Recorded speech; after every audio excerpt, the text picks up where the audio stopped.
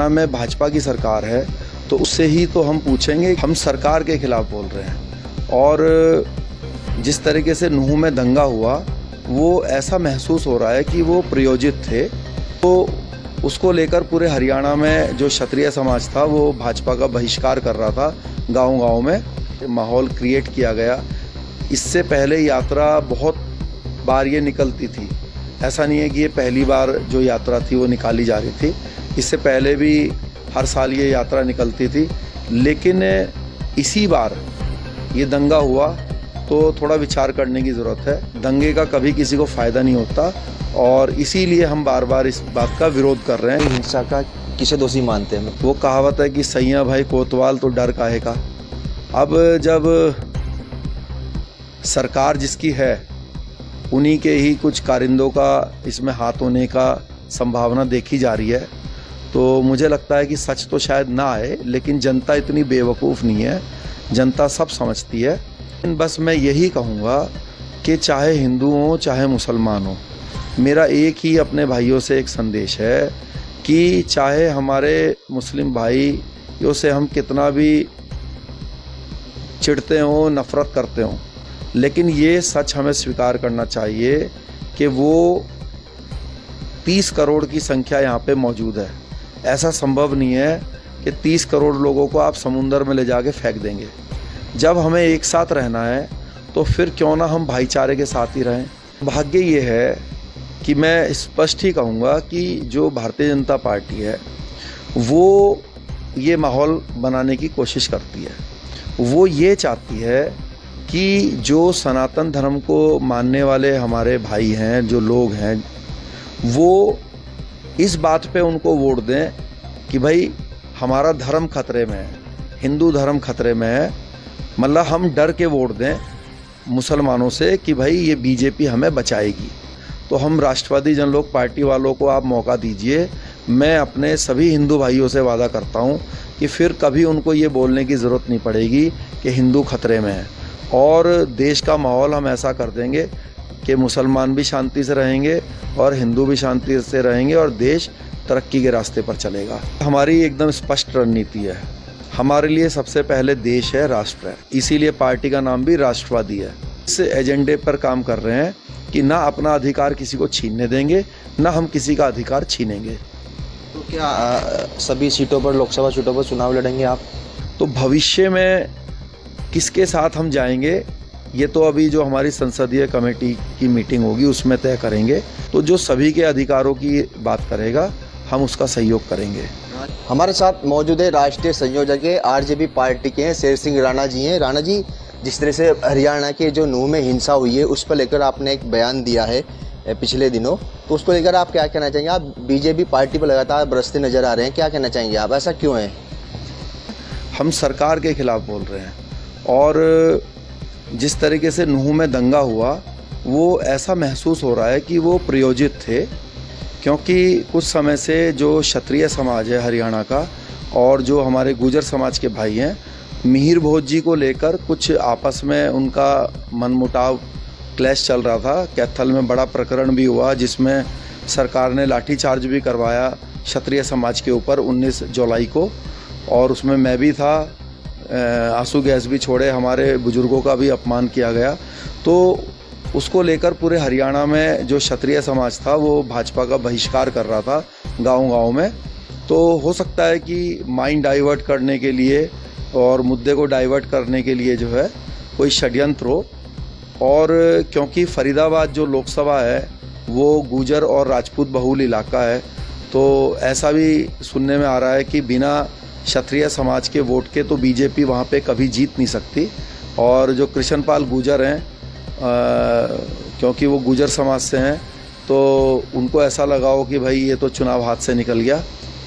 और जिस तरीके से नूह में अगर आप देखेंगे माहौल क्रिएट किया गया, इससे पहले यात्रा बहुत बार ये निकलती थी, ऐसा नहीं है कि ये पहली बार जो यात्रा थी वो निकाली जा रही थी।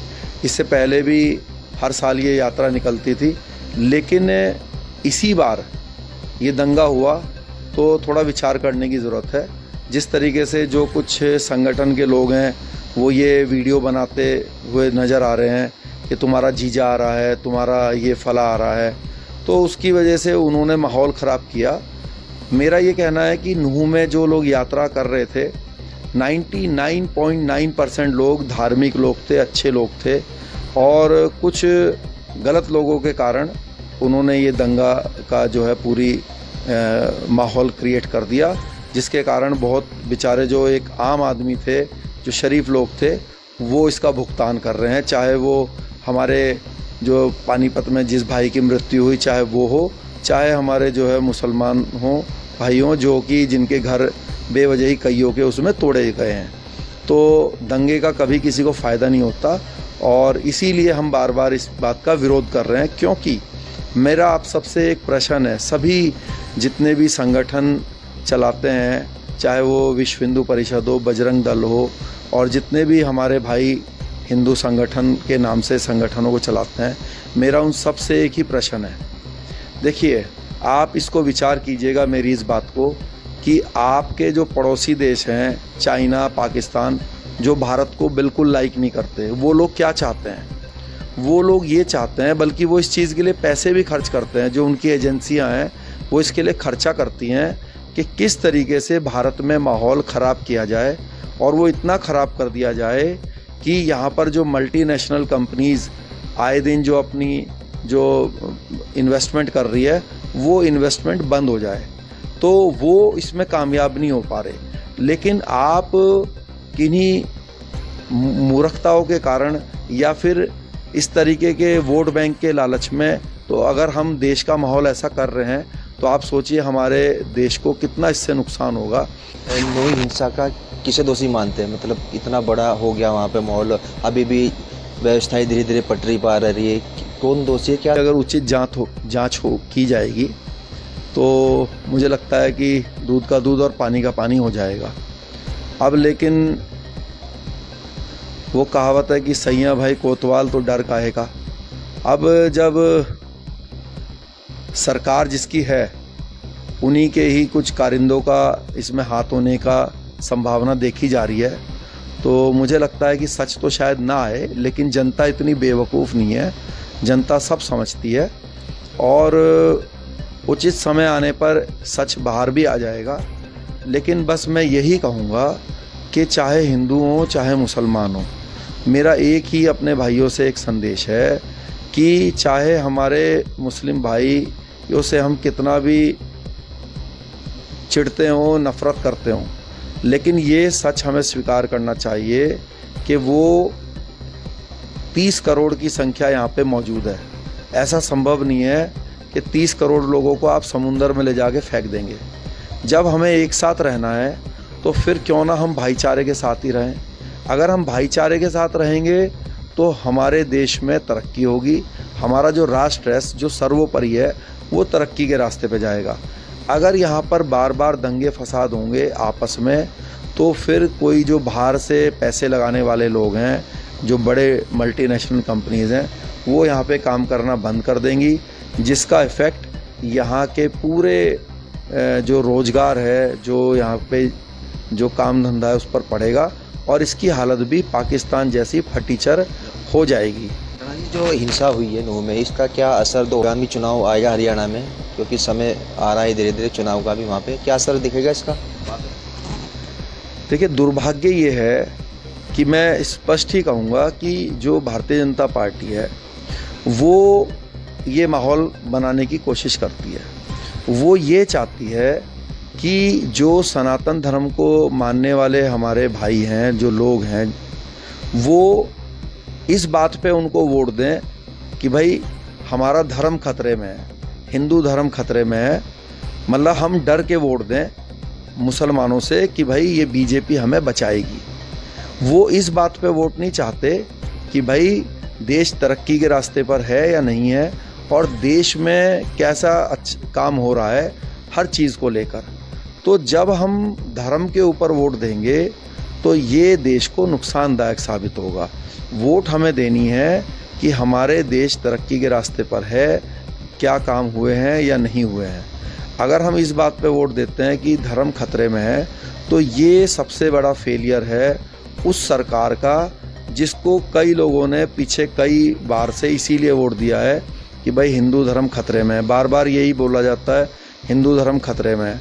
तो मैं ये जानना चाहता हूँ कि भाई जब इनसे खतरे से इनसे बाहर निकाला ही नहीं जा रहा है तो हम राष्ट्रवादी जनलोक पार्टी वालों को आप मौका दीजिए। मैं अपने सभी हिंदू भाइयों से वादा करता हूँ कि फिर कभी उनको ये बोलने की ज़रूरत नहीं पड़ेगी कि हिंदू खतरे में है। और देश का माहौल हम ऐसा कर देंगे कि मुसलमान भी शांति से रहेंगे और हिंदू भी शांति से रहेंगे और देश तरक्की के रास्ते पर चलेगा। जी, आप राष्ट्रवादी जनलोक पार्टी के राष्ट्रीय संयोजक हैं। आगामी 2024 का चुनाव आ रहा है, क्या रणनीति रहेगी आपकी आगे की? देखिए, हमारी एकदम स्पष्ट रणनीति है। हमारे लिए सबसे पहले देश है, राष्ट्र है, इसीलिए पार्टी का नाम भी राष्ट्रवादी है। तो चाहे बीजेपी हो, चाहे कांग्रेस हो, चाहे एनडीए का अलायंस हो, चाहे इंडिया का अलायंस हो, देखिए मेरा ऐसा मानना है कि चाहे कांग्रेस या बीजेपी कोई भी राजनीतिक दल हो, वो शायद हमेशा ही चाहती है कि देश के लिए कुछ अच्छा काम करें। लेकिन इसमें समस्या ये आती है कि जो इनके अलायंस पार्टनर हैं, जो क्षेत्रीय दल हैं, अगर आप देखेंगे कि जो एनडीए के क्षेत्रीय दल, जो सहयोगी दल हैं, उसमें जितने भी दल हैं, ये 38 पार्टियां हैं इसके अंदर, तो सभी जाति आधारित बनी हुए राजनीतिक दल हैं। चाहे वो उत्तर प्रदेश से निषाद पार्टी हो, चाहे पटेल समाज का अपना दल हो, चाहे हमारे वीआईपी पार्टी हो बिहार से, चाहे माझी समाज की हम पार्टी हो, चाहे कुर्मी समाज की आरएलएसपी हो उपेंद्र कुशवाहा जी की, या एससी समाज के भाइयों की रिपब्लिकन पार्टी हो रामदास अठावले की। कहने का मतलब ये है कि जब बीजेपी जाति या समाज के हिसाब से कोई कानून बनाने की कोशिश करती है तो ये लोग उसमें अड़ंगा लगा के सारी चीज़ अपने पास जो है अपने समाज के लिए हासिल कर लेते हैं। तो जो बीजेपी का कोर वोट बैंक है, जिसमें क्षत्रिय समाज है या जो स्वर्ण जाति है, वो खाली हाथ रह जाता है। वो सिर्फ इस बात से संतुष्ट उनको होना पड़ता है कि देश में सड़कें बहुत बढ़िया बन गई हैं या बिजली ठीक आ रही है। लेकिन ठीक है, सड़कें बहुत बढ़िया बन गई है, लेकिन क्या राजपूत का बच्चा उस सड़क पे पंचर लगाने का काम करेगा? उसको भी नौकरी चाहिए, उसको भी योजनाओं का लाभ चाहिए। इसलिए राष्ट्रवादी जनलोक पार्टी बनाई गई है कि अगर ऐसा माहौल क्रिएट किया जाता है तो हम इस एजेंडे पर काम कर रहे हैं कि ना अपना अधिकार किसी को छीनने देंगे, ना हम किसी का अधिकार छीनेंगे। तो क्या सभी सीटों पर, लोकसभा सीटों पर चुनाव लड़ेंगे आप?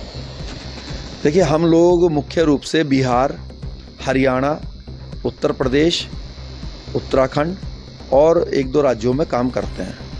तो अभी हरियाणा में जैसे हमारा इनेलो से गठबंधन है ओम प्रकाश चौटाला जी से, तो भविष्य में किसके साथ हम जाएंगे ये तो अभी जो हमारी संसदीय कमेटी की मीटिंग होगी उसमें तय करेंगे। लेकिन जो भी देश की तरक्की की भी बात करेगा और स्वर्णों के भी अधिकार की बात करेगा, अपने जो हमारे दलित समाज के भाई हैं, जो हमारे पिछड़े समाज के भाई हैं, उनके अधिकारों को भी सही से पालन करे। लेकिन ऐसा ना हो कि स्वर्णों के अधिकारों को जो है दरकिनारा किया जाए। तो जो सभी के अधिकारों की बात करेगा हम उसका सहयोग करेंगे।